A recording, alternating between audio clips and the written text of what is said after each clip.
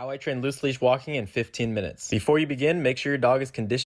Anytime we're getting a video where how I train loose leash walking in 15 minutes, that already tells me that we don't really know what loose leash walking is. Loose leash walking is about connecting. It's about being with somebody, being together, having a conversation where imagine if you said how to have a reliable relationship in 15 minutes. It already says a lot.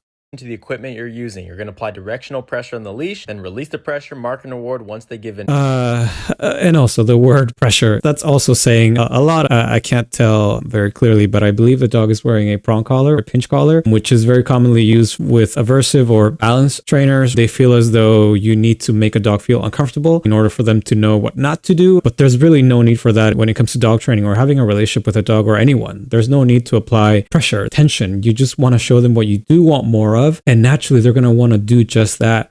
Phase 1 of loose leash walking is the U-turn phase. You're going to walk back and forth in a straight line. If the dog doesn't pay attention, they hit the end of the leash, that's on them. If they catch the U-turn, you're going to mark an award. How is that on them? We've placed them in that environment where we are supposed to set them up to succeed. It's like saying if you have a toddler join a class and if they don't succeed, that's on them. No, it's not. It's on us. They're going to be a byproduct of their environment, and their environment is supposed to set them up to succeed. I'm worried now about the rest here because they're going to apply the U-turn method, which in some cases it might actually help a dog reset and take a break and come back with you and really feel as though, okay, let's regroup. That's really what that's supposed to do. Not make them feel as though, okay, we're doing U-turn, I don't know what else to do. As a result, let me engage with you. No, we really want a U-turn or a reset to allow our dogs a break, if anything, to come back, especially if they're reactive or stressed or scared by something in their environment. That U-turn or just taking them away from that environment allows them to reset and then engage with us, going back to a state where they previously were, which was an engaged state where they want to have a conversation with us. But the dog here, and you'll see the dog is not really giving the person holding the leash much engagement. You're going to walk back and forth in a straight line. If the dog doesn't pay attention, they hit the end of the leash.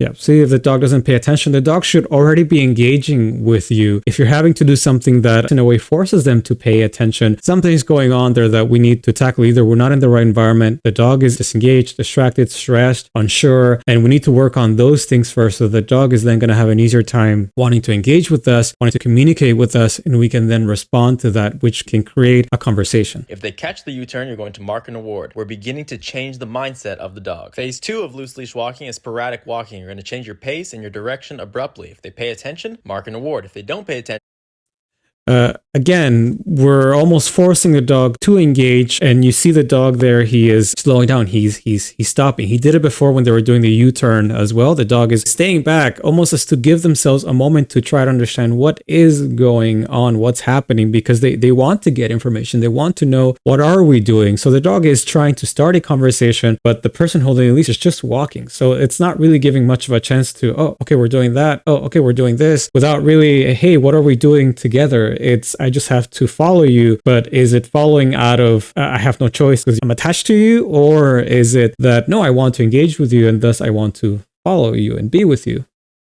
there's a consequence. It's the dog's job to pay attention to you, not the other way around. You see there how the leash is it's reaching its end?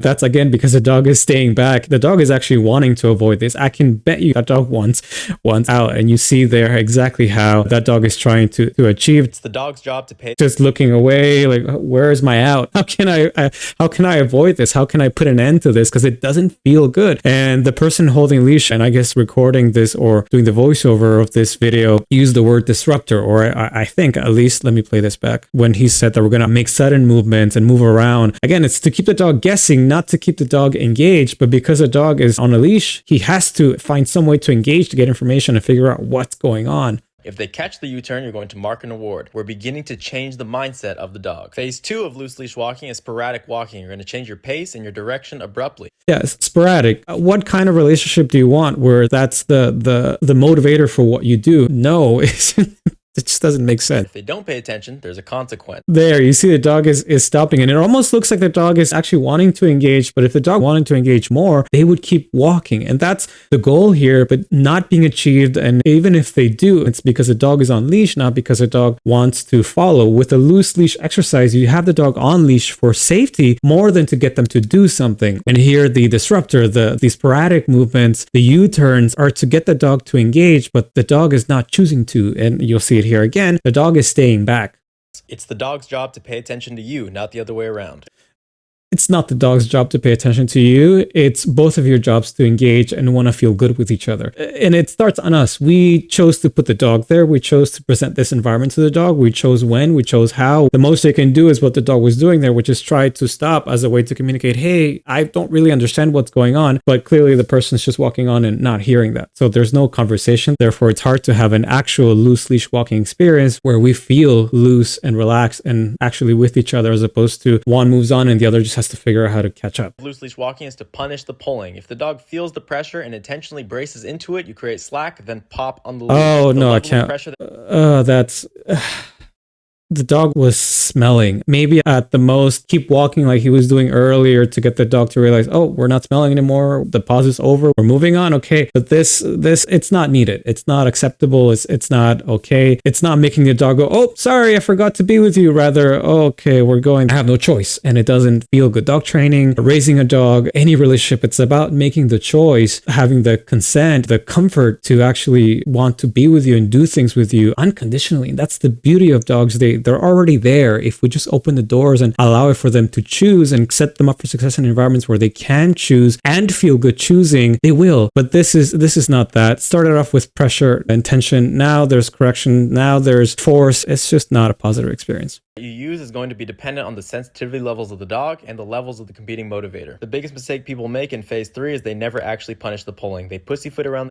There's no need to, and I hate the word that he's using now, as if we're scared. No, we want to make our dogs feel good, and that's something to be mindful of. We don't want to punish, so it's good that people are not resorting to that, because I'd rather have just flat out a disconnect, and we can build that, as opposed to not only disconnect but also a negative association with being anywhere close to each other. And again, we're seeing this dog not wanting to engage with the person holding the leash despite everything they've done, and of course, with everything they've done, the dog has zero incentive right now to engage.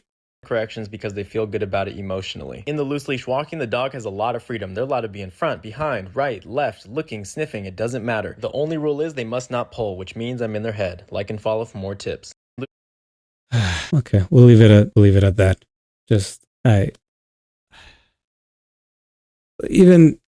I can maybe try to get on board with, okay, keep them guessing, keep them having to figure out that the only thing that's going to pay off is just walking with you. There's moments where if there's a car, if there's a dog, I'm not asking your dog or having a conversation, hey, do you want to walk? We have to move. But that's a matter of safety. And here, that's not the case. There's no one at risk or in danger, but there's also no incentive. I've seen nothing that lets me know that we're trying to create a desire for the dog to want to engage with us, to walk with us loosely, to walk with us in a comfortable manner. And the word said, especially near the second half of the video, pressure, punishing, especially near the end, that I'm in their head. What? Only rule is they must not pull, which means I'm in their head. Like and follow for more tips. Which means I'm in their head, not their heart.